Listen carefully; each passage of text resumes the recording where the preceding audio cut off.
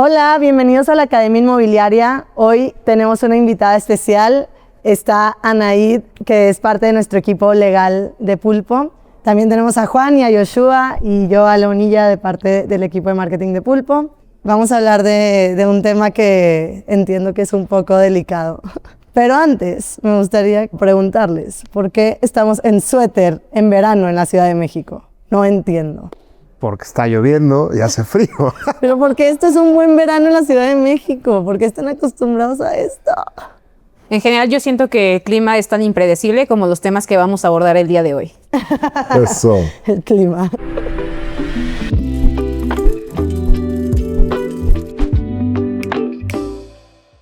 Así como no sabes si va a llover, no sabes si van a aprobar otra reforma, o no sabes qué va a pasar.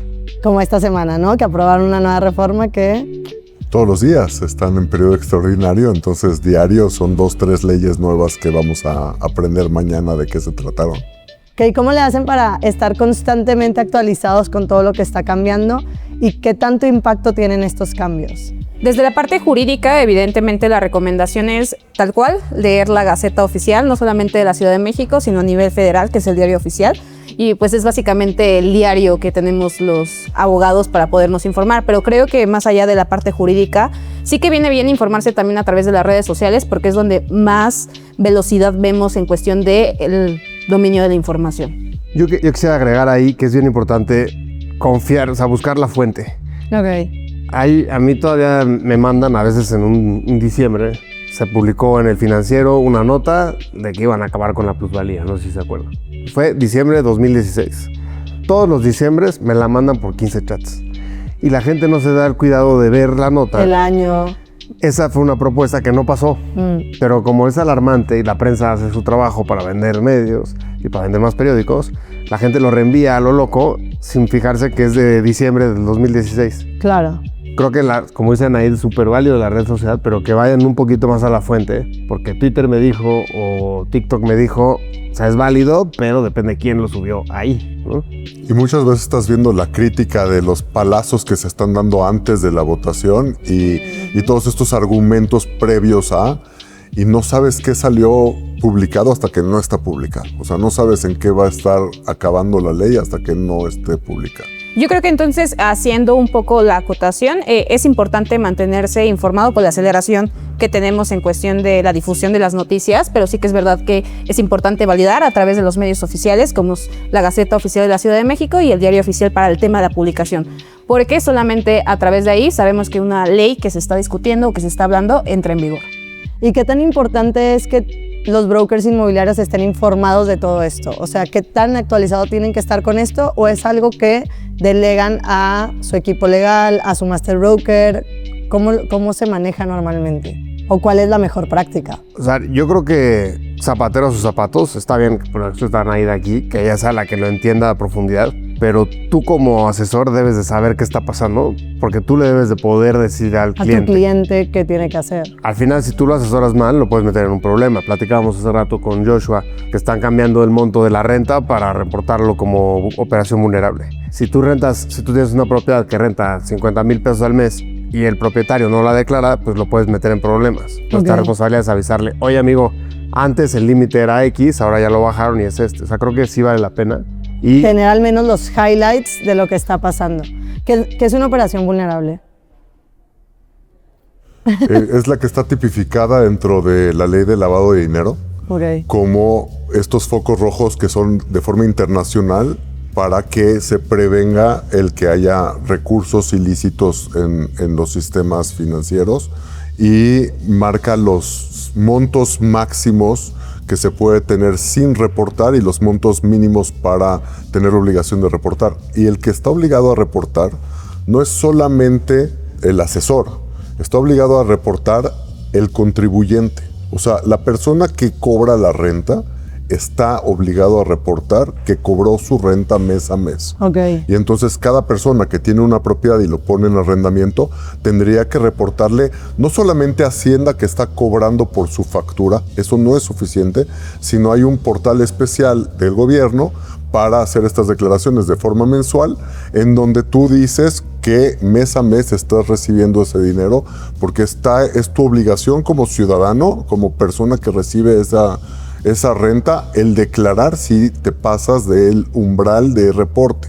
Ya. Entonces las obligaciones son para múltiples jugadores en el mundo, o sea, alrededor de todo el mundo existe esta ley, y en México no solamente es el asesor, sino es el asesor, pero principalmente el más obligado es el que recibe el dinero de esa renta. Y también es para las ventas, y también es para cuando compras un coche o cuando compras una joya. No es solamente para el mundo inmobiliario, pero los obligados en el mundo inmobiliario son los que construyen y venden propiedades, son los que intermediamos en tratos de compraventa, son los que rentan o administran rentas para terceros, y cada una de estas personas que reciben los dineros. En el caso de las ventas, el notario es el obligado de dar aviso por el dueño que recibió ese dinero, y se da ese aviso, lo del notario y lo del asesor inmobiliario también. El asesor informa a la UIF. El asesor informa a la UIF y el notario informa a la UIF. No, entonces también, y por más razón, si tienen que existiera saber. un banco, también la entidad financiera informa a Tendría la que UIF. informar. Sí. Y tienen que hacer match todos. Claro. Sí, si finalmente no son sujetos obligados en sentido estricto de que tengan que ver las partes jurídicas en la relación contractual, sí que son terceros interesados en la intervención de la compraventa o en su defecto en la renta, y por lo tanto a nivel gobierno, a nivel justamente ciudadanía, tenemos que dar parte a la autoridad sobre lo que está sucediendo. Me encanta que tienes un lenguaje demasiado legal. Y yo, como lo explico más para mortales, es decirles, o sea, nuestra responsabilidad es avisar, no somos policías. Ok. Pero nuestra responsabilidad es avisar. Oye, Anaid le está comprando a Joshua. Pues mi obligación es decir, oye, Anaid, ¿la casa la vas a comprar para ti? Sí. Y si ella me dice que sí, y Joshua te está comprando ella, sí. ¿Sabes si alguien más está comprando? No. Los fondos salen de la cuenta de Anaid y entran a la cuenta de Joshua. Joshua, como tampoco sabe, él cumple con la ley. Si después resulta que Anaid sí era prestanombres, ya no es nuestra responsabilidad. Nosotros allá nos limpiamos porque nosotros hicimos lo que nos corresponde. Lo que tocaba. ¿Estás de acuerdo con esa explicación? Sí, totalmente. Puntualizándose en la nueva ley es cuáles son los requisitos de la información que tienes que tener de esa persona que realmente es el dueño beneficiario controlador. Que quiere decir que tú tienes el beneficio de esa propiedad y lo estás comprando en nombre de otra persona. Puede ser una persona física o moral. Sí, en morales pasa mucho. Por ejemplo, Pulpo no puede comprar una casa, ¿no? Entonces, si la casa la compra Ale Bonilla en nombre de Pulpo, se puede, nada más hay que reportar que la empresa, dar el acta constitutiva y dar una serie de documentos que en la otra declaración no es necesario. Y que para ello justamente tiene que existir todo esto que también están comentando. Se trata de la trazabilidad, darle trazabilidad a la autoridad a través de los documentos de el por qué suceden cada uno de los pasos en una transacción, evidentemente tanto de renta como de venta. ¿Y qué consecuencias puede haber para los asesores? ¿O cuáles les ha pasado que están ahí como que...? La ley de lavado de dinero, las multas son altísimas. ¿Sí? O sea, la obligación es informar. O sea, y sí pero cae si tú no completamente en el metes la broker. declaración o la metes a destiempo, las multas son grandes, y son grandes porque las consecuencias jurídicamente son grandes. Y entonces, pues es la manera que la autoridad toma para decir, haz tu tarea. Esas declaraciones se tienen que hacer creo que es fecha límite 17 de cada mes. Correcto. Sobre lo que haya pasado el mes anterior. Por ejemplo, en el caso de los inmobiliarios, de los agentes inmobiliarios, tienen que tener un archivo de la operación por 5 años en su poder para que la autoridad pueda venir y revisar. Y ese expediente de la operación se tiene que tener bien configurado con todas las pruebas de todo lo que dijiste. Entonces tiene que estar la copia de la escritura, tiene que estar la copia de las identificaciones, los comprobantes de domicilio, y eso se tiene que mantener por un periodo de 5 años. Y eso lo tienes que tener en tu casa guardadito por si acaso. El asesor tiene que tenerlo ya sea de forma digital o en un expediente en donde cuando venga la autoridad a revisar, lo tengas a la mano. Qué responsabilidad tipo para los asesores inmobiliarios, y me sorprende que haya como mucho asesor informal en el mercado con todo y esto que se tiene que hacer. No, o sea, sí los hay, pero también es algo que es importante explicar porque es un trabajo serio. Sí, o sea, totalmente. No es cualquier cosa. Sobre todo también es marcar el tema de la importancia de los avisos, porque finalmente si una persona es sujeta a una investigación por cometer un acto delictivo, evidentemente la autoridad tiene que hacer su tarea de investigación y los actores, como son los asesores inmobiliarios, notarios o cualquier persona que intervenga en una compraventa, van a dar apoyo a través de la parte documental de cómo se llevó a cabo la transacción y si cumple con los estándares de ley para que esa persecución o esa posible investigación que se esté haciendo a esta persona determinada, poderle imponer pues justamente una pena, ya sea condenatoria o pues en su defecto librarlo de responsabilidad. Y entrando un poquito más en plan chismecito, ¿qué historias hay en el mercado alrededor de todas estas cosas que tienen que cumplir y a veces no cumplen? O sea, una cosa es declarar a la UIF, pero debe de haber más cosas. Están en las noticias. Ayer intervinieron 3 bancos. Ya esos 3 bancos ya no tienen licencia de operación y están intervenidos por la autoridad. Es un tema serio. Sí, y esto no es nuevo. O sea, más o menos unos 10 años, HSBC tuvo un problema importante de lavado de dinero, o sea, por cuestiones de manejo de fondos internacionales y estuvo en un problema fuerte, un banco internacional muy grande. Simplemente la gente tiene que estar enterada que cuando tú vives en un país de leyes, pues tienes que cumplir con las leyes. Y la obligación de la persona es simplemente avisar. Y es por eso que existe esta ley. Y existe desde hace... 2010. 2013. O sea, ya tiene un buen de rato, pero la gente... Cada vez más estas cosas pasan mucho tiempo para que el mundo las tome. Okay. Y entonces ahorita si tú vas y abres una cuenta de banco, se tardan 2 semanas en abrirte una cuenta de banco. Antes llegabas, dabas tu identificación y tenías tu cuenta en ese momento. Ahorita ya no. Ahorita todo el proceso de revisión, el due diligence que se llama, te hacen llenar hasta formatos internacionales de la banca, cómo se cruzan las informaciones, porque ya estás en un mundo globalizado. Ya no es México. Es una cuestión que ya deberíamos de ya estar acostumbrados. Yo quiero retroceder también un paso atrás, también para que podamos de alguna manera darle al foro más información y ustedes que están como asesores, porque puede existir ambigüedad, pero desde la teoría se marca que justamente la obligación se pacta al momento de celebrar el contrato privado de compraventa. Y esto implica que justamente la obligación la tendríamos que tener a partir de la celebración del contrato de compraventa. ¿Pero qué pasa si se cae, por ejemplo? Exactamente. Es verdad que existen justamente actos jurídicos como es la compraventa con un tema de reserva de dominio donde se va a trasladar el dominio en escritura pública hasta el pago total del precio. Es ahí cuando tendríamos el momento oportuno para poder dar aviso porque finalmente la obligación se pactó y se cumplió. Pero hago también esta pregunta de forma específica porque creo que vamos muy adelantados con el tema y la parte fundamental es ¿cuándo saber que tengo una compraventa idónea? Es a partir de la celebración de las primeras negociaciones y saber si el inmueble es susceptible a venderse. O sea, todavía te metes a un tema mucho antes desde la captación. Yo me iré a la captación. Yo quisiera, antes de pasarnos a ese, perdón que interrumpa, pero terminando para no meternos más en Honduras de estas y regresar al punto que tenía Anaid, para términos legales sí es importante ir con gente experimentada, es importante saber que no estamos vendiendo chilaquiles y que no es una cosa menor, que las consecuencias son importantes y que las cosas se tienen que tomar con esa seriedad. Y no importando de dónde saques a tu asesor inmobiliario, que tenga las herramientas o los medios para ir a acercarte a otra gente que tenga ese conocimiento, porque no es obligación del asesor inmobiliario ser el responsable de la cuestión ni fiscal ni legal de la gente. Es una cuestión de asesoría inmobiliaria donde nosotros no somos todólogos, ni notarios, ni abogados, ni fiscalistas, ni manejadores de impuestos. Nuestra cuestión es 87% comercial, 13% de dar una asesoría donde nosotros no somos los expertos. Y ahí, sin entrar a discusiones de la promesa o no, yo quiero recalcar 2 cosas. Una, son términos, los 2 son válidos. 2, por eso te piden tantas cosas al firmar. A ver, muchas veces la gente se molesta cuando les pedimos el acta de matrimonio. ¿Pero qué más te da si eso me lo pedirá el notario? Sí, pero mi responsabilidad es ahorita. Yo ahorita tengo que saber si estás casado, si no, cómo te casaste, si firma la señora, si no firma la señora.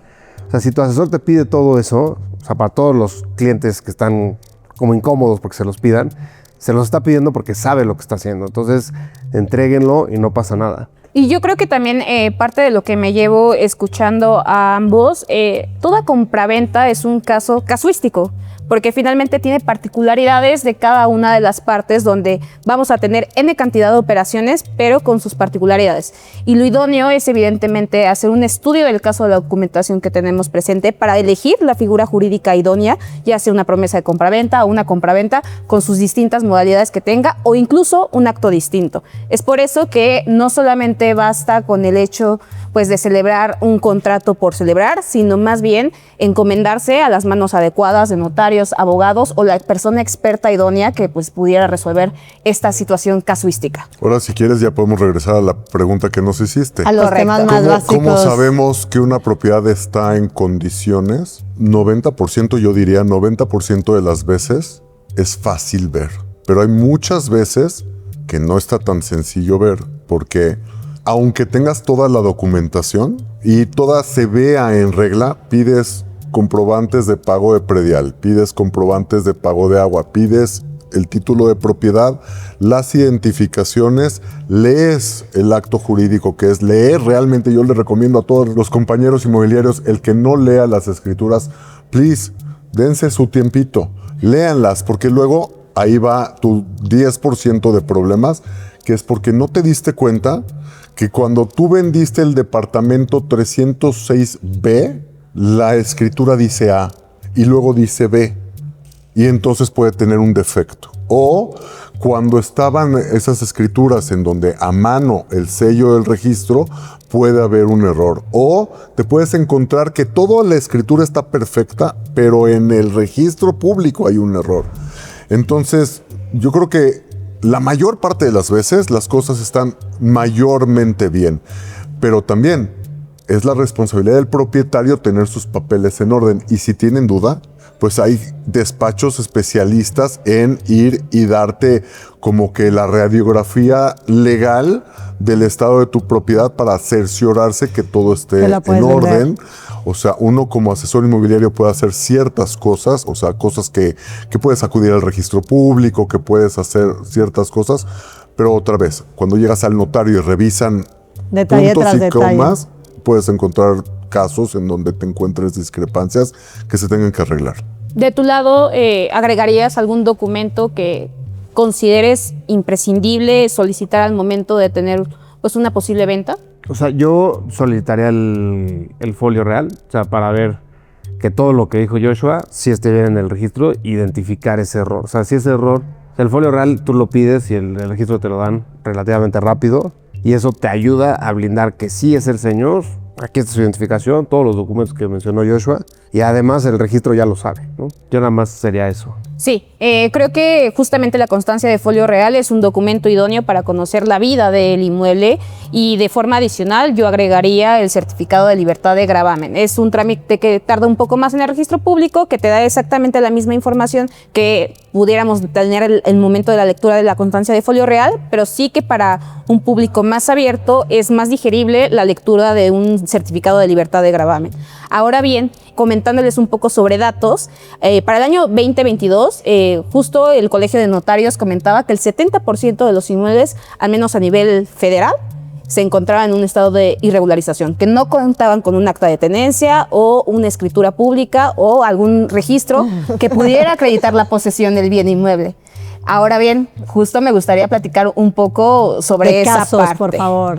O sea, yo creo que ese dato es completamente real, pero estamos hablando de Ciudad de México ahorita, ¿no? Y Ciudad de México, justo hoy en día, se menciona que son alrededor de 10 millones de inmuebles que viven en esta situación.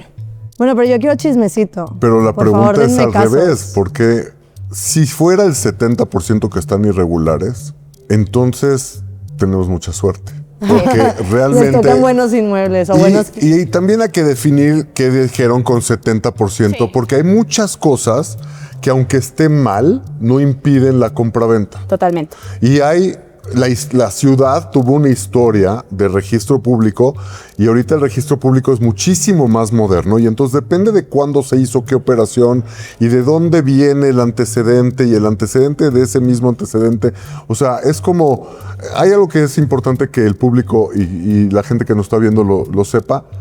las cuestiones inmobiliarias no tienen fecha de caducidad. Y entonces, si hay un error, se tiene que ir a reparar el error, no importa cuántas escrituras antes haya sido. Y es un tema que mucha gente no sabe y luego por eso la gente dice, no, es que se atoraron las escrituras por 10 años en tal lugar. Bueno, porque hubo un error legal y en término inmobiliario no existen nada expira. Y entonces eso es un tema, pero muchas veces tú llegas con el notario, que es la última autoridad en este tema. O sea, está la autoridad y luego está el notario y luego el resto de los mortales. Llegas con el notario y te dice, esto lo puedo arreglar en el momento de la compraventa. Esto lo puedo subsanar de esta manera y se hace el trámite en el mismo tiempo que le toma hacer, o se tiene que hacer un trámite intermedio y todavía te deja hacer la compraventa. Yo pienso que el Colegio de Notarios tiene razón, pero yo no estaba tomando en cuenta cuántas veces sí nos dedicamos a arreglar problemitas. Correcto. Yo veo que en 9 de 10 casos el problemita se arregló sin mucho dolor. Ya. Aunque sí posiblemente 7 te estabas aventando que le falta una constancia, que le falta una coma, que le tuviste que hacer una cita adicional, que tuviste que ir a verificar un dato, que el mismo notario tuvo que mandar un gestor, Pero no te cae, no se te cae la venta por A veces eso. sí. O sea, en Por eso yo diría 9 muy de poquitas 10 veces. no se te caen por algo A lo legal. mejor menos de 1 en 10 se caen. Yo creo que se caen por términos así, pero luego, cuando ya te encuentras con este caso, hay otras maneras también de que salgan para bien. Porque si yo estoy dispuesto a comprarlo y tú estás dispuesto a venderlo y hay un papel, por ejemplo, hace poco había una fianza que se firmó hace 20 años o 30 años y la anotación seguía porque nunca se canceló. La fianza sí expiró, los años ya pasaron. Hay 2 maneras de resolverlo. Lo puedes resolver pidiendo un trámite de la autoridad para que lo borren porque expiró, o puedes ir con la fianzadora que emitan una carta y con esa carta el notario lo termina.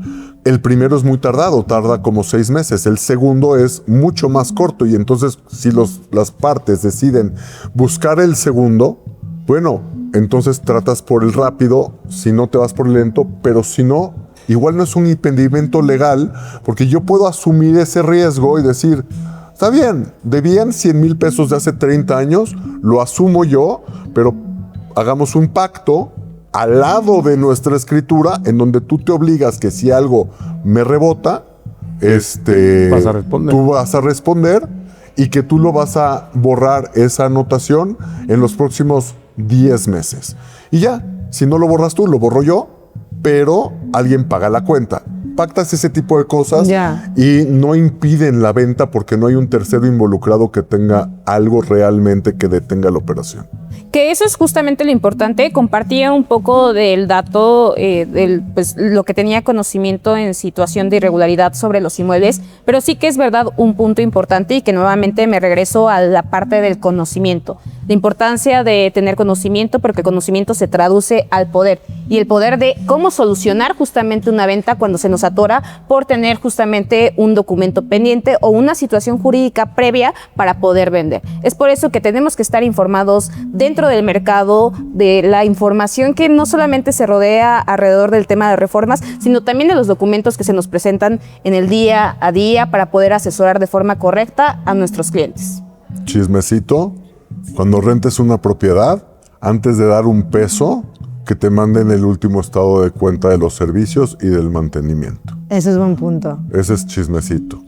Normalmente no pasa nada, pero el día que pasa, dices, híjole, ya di el dinero y aquí no quiero entrar, hay una deuda importante, yo no quiero meterme y no le entro. Y entonces recibir tu dinero de regreso se puede volver complicado. Claro. Y otro tema en plan de chismecito para ejemplificar en un caso real lo que acaba de platicar Joshua. Un problema muy común que es relativamente fácil de arreglar es que el propietario legal del inmueble ya no vive. Ok. El señor X lleva en esa casa 20 años y como le dieron las llaves ya cree que es su casa, pero la escritura está a nombre de su papá, ¿no? Que murió hace 30. Y él pues ya nunca hizo nada porque X o por ahí pasa hasta en las mejores familias y en las mejores casas. Llega el momento de la venta, haces el due diligence que dicen ahí y revisó, oye, la casa está a nombre de tu papá. No pasa nada. Si no hay chismecito y realmente era para ti, se va a abrir el testamento, se acepta la herencia y la casa es para ti. Y ya la puedes vender. Y ya la puedes vender, pero como dice Joshua, en el mismo acto. O sea, en el mismo acto adjudicas, la pones a tu nombre y se la vendo a Anaid. Okay. Ahora, chismecito pasa y ha pasado que de repente aparecen herederos por ahí o familias o hijos perdidos que dicen, oye, espérate, esa casa también me tocaba a mí. O mismos hermanos que dicen ahorita, bueno, tú ya viviste gratis, pero ahora que la quieres vender, la mitad ya es mía. Ya nos toca. Y ahí se pelean, o sea, hay peleas internas familiares. Pero eso es mejor saberlo antes de empezarla a promover.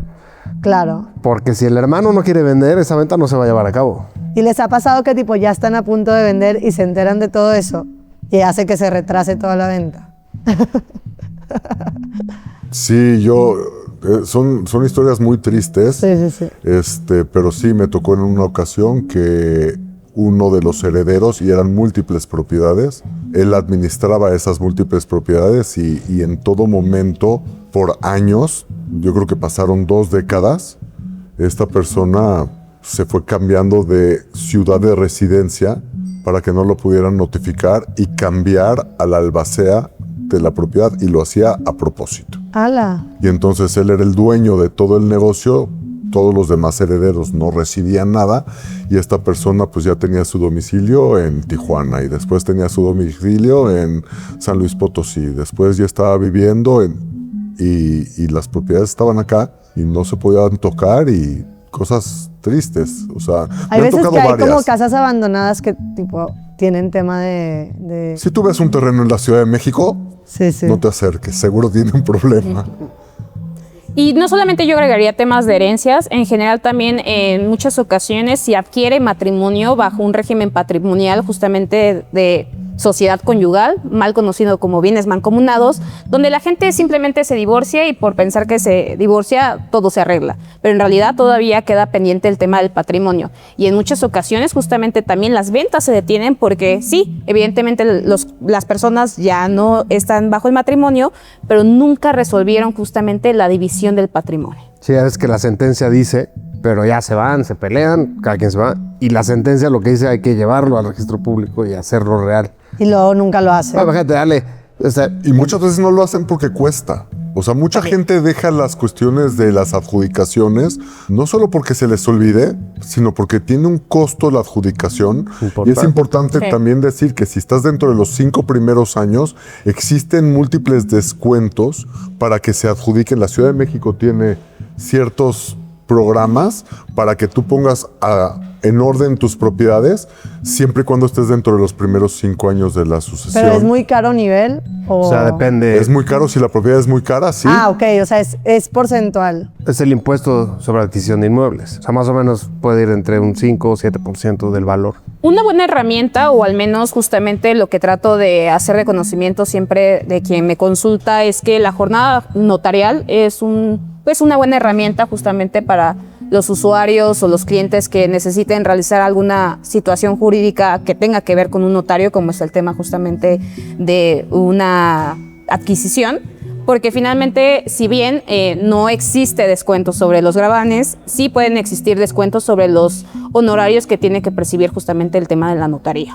Pero sí hay unos descuentos de gravámenes también. O sea, para ciertos montos hay que ver los valores catastrales. La gente luego no sabe por qué el valor catastral dice tanto, porque ese es el valor legal para que tengas o no mayor o menor descuento en una operación ante los ojos del gobierno. Sí, más bien yo creo que empleé mal, más bien no existe forma de evadir el impuesto, sino más bien tener beneficios fiscales que evidentemente otorga el gobierno para poder impulsar el tema de la regularización. Incluso pasan de generación en generación. Porque si, por ejemplo, el dueño original estaba casado y muere ese primer dueño original y no se le pasa a su cónyuge que fuera el heredero, bueno, ese traslado, cuando venden los hijos, cuando la segunda persona ya no está aquí, entonces también se tiene que pagar ese segundo traslado. Y entonces en ese momento el notario hace las cuentas. A ver, el primer traslado era el 50% de la propiedad, se debe tanto. Del segundo traslado es el 100% de la propiedad, se debe tanto. Y entonces se tiene que pagar estos 2 traslados de dominio, 150%. Esta es su cuenta. Actualizaciones y recargos sobre el primero, el segundo estás a tiempo. Y pagas, pero regularizas. O sea, al final del camino... Es regularizarte. Sí, haciendo un comercial a seguros, el que deje un seguro de vida estipule en su testamento que parte del uso de ese seguro de vida es para que pongan en orden los papeles de las propiedades que están dejando. Sí, buena idea. Sí, el tema hereditario da para chisme. Constante. El tema documental que nos ha estado deteniendo ahorita es el lineamiento y número oficial. ¿Qué es eso? Es un trámite muy barato. Es cuando te dicen en realidad cuánto mide tu propiedad y el número de la calle. Pero ¿qué ha pasado? En Ciudad de México hemos cambiado de delegación a alcaldía. Antes era Ciudad de México y ahora es CDMX. No, antes... Y las calles Distrito también... Federal también hubo un Distrito cambio ahí. Federal. Y las calles cambian de nombre a veces. O sea, de repente, no sé, era la carretera México-Toluca y ahora es Prolongación Paso de la Reforma. Y hay ciertas cosas que a lo mejor el notario escrituró Prolongación Paso de la Reforma, pero en otro documento dice carretera México-Toluca tal. Hay discrepancia. A la hora de vender, últimamente, han estado pidiendo alineamiento y número oficial. Y va a la alcaldía y te verifica y te dice, ok, sí, es el número tal y esto mide de frente a la calle. Eso tarda, o sea, para que se me idea, cuesta como, corrígeme, entre 500 pesos más o menos. Menos de 1,000 pesos. Menos de 2,000 pesos, pero te puede tardar hasta 2 o 3 meses. No, y eso te retrasa. Esto te retrasa la venta. Hay gestores que te cobran 50,000 pesos, 80,000 pesos y te lo tienen en un mes. Bueno, pero si estás pagando tipo... Pero se te cae la venta. Sí, sí, sí. O sea, hay veces que es, oye, a ver, yo quiero esta casa, ya nos pusimos de acuerdo, ya discutimos el contrato, etc. Oye, pero quiero escriturar, no se puede porque falta el alineamiento y número oficial. Oye, pero yo ya dije que me salía de la mía. Yo tengo que entrar a esta casa a tal fecha. Claro. Y ahí es donde empiezan a haber complicaciones. Entonces, otra recomendación sería, todos los que van a vender, chequen con su agente tiempo. y pídalo. Son 500 pesos. Pídalo y si la casa tarda en venderse 6, ustedes en 3 van a tener su alineamiento y número oficial y van a poder O escriturar. sea, desde la captación lo deberían de estar pidiendo. Ahora, hay veces que no te necesita. Joshua tiene Es que hay sentimientos muchas encontrados. veces, es que hay muchas veces que no se requiere. Ya. Y ese tipo de cosas es ese tipo de que entra dentro del 70% o sale dentro del 10%. O también puede depender de que el asesor que te está asesorando tenga la expertise de la zona y sepa que hay cambios de calles o cosas así, o en verdad... No, es que depende mucho también del banco. O sea, si el banco de repente tiene criterios que hoy dice, lo pido, pero a lo mejor escrituraste una con el mismo banco, en el mismo condominio, en otro piso y no lo pidió. Y de repente son cosas que no tenemos. Es que esas cosas no se saben y esos lineamientos internos de los bancos no son cuestión de ley y no impiden la venta, pero son procesos internos en donde el banco lo hace para estar tranquilo donde está su dinero. Y entonces sí, no puedes llegar y 10 en la misma calle se venden sin problema y la 11ª va a tener que hacer un trámite adicional y puede ser que tarde, puede ser que cueste, puede ser que tenga que buscar otro recurso, o sea, o se caiga la venta. Sí pasa. Si yo fuera a vender, yo sí ponía 500 pesitos y que me den mi... Pero luego si vendes después de 6 meses ya tiene no validez sirve. de 2 años ahora. Ya lo cambiaron. Tiene validez de 2 años. No, esto de cambios de leyes está muy cañón. Quiero decirles que estoy antes sorprendida y no la vi venir. Antes te pedían actas originales y era un cohete, actas originales de matrimonio, actas originales de nacimiento. Ahorita ya las actas son digitales. Y entonces, ¿cuál es la original, no? Y entonces, algo que era muy engorroso hace no mucho, ahorita ya es, por eso esa, por ejemplo, ya se liberó y entonces ahorita ya es muchísimo más sencillo todo el tema de actas, siempre y cuando la tuya tenga el CURP adecuado. Sí. Oye, ahora, y es tan complicado porque ha habido muchas cosas feas Sí, y creo sí, que vale sí. la pena, o sea, darle la seriedad que conlleva. Entiendo que para la gente que está comprando, que no lo hace todos los días, es súper estresante no saber cuándo va a salir, pero confíen en que están en buenas manos. Nosotros los asesores los vamos a ayudar, la notaría los va a cuidar. Y si te esperas un mes más, 2 meses más, pero vas a estar seguro que tu casa está bien, créeme que vale la pena. A que por las prisas lo hagas mal, porque, o sea, ¿no? Estamos todos de acuerdo. Bueno, creo que nos extendimos un poquito en este capítulo, pero valió la pena porque tocamos muchos temas, desde la UIF hasta temas un poco más del día a día a nivel legal. Y estuvo bueno, ¿no? Sí. ¿Opinan lo contrario? No, ¿Algo sí. extra que quisieran mencionar? Pues yo pienso que la recomendación de siempre es busquen a su agente inmobiliario de confianza, pero también cerciórense de que tenga la experiencia y el camino recorrido y los medios para dar la asesoría correcta. Y a todos los compañeros asesores, hay cursos, Colegio de Notarios, AMPI, las marcas, tenemos mucha educación. Pulpo hace una academia, aquí están viendo parte de lo que es. Nosotros no estamos diciendo lo que es la ley o lo que tienen que aprender, pero sí que vayan y estudien lo que es hacer correctamente la labor de ser un asesor inmobiliario. Hacer mucho énfasis en la constante capacitación que requiere el asesor inmobiliario para de verdad brindarle este servicio completo a sus clientes, ¿no? Que creo que es algo que todos los capítulos terminamos reforzando de alguna forma sin importar el tema. Exacto. Y mi conclusión en general también es que los asesores puedan aperturarse a que finalmente siempre van a haber obstáculos para una compraventa, para una renta, pero que finalmente existen herramientas que pueden hacer que el camino sea más ligero y que encontremos una solución a tiempo. Claro, y que estén abiertos, porque hay veces que pasa eso. No, yo ya escrituré uno ahí y no se pide. No, a ver, si te lo están pidiendo, ¿no? Como que pueden cambiar las cosas. O sea, hay que estar flexibles, entender muy bien el porqué y pues asesorarse bien. Buenísimo. Pues muchas gracias por escuchar un capítulo más. Gracias, Anaid, por unirte a este crew que siempre está semana tras semana hablando en YouTube. Y los esperamos en el próximo capítulo. Gracias. Bye. Bye.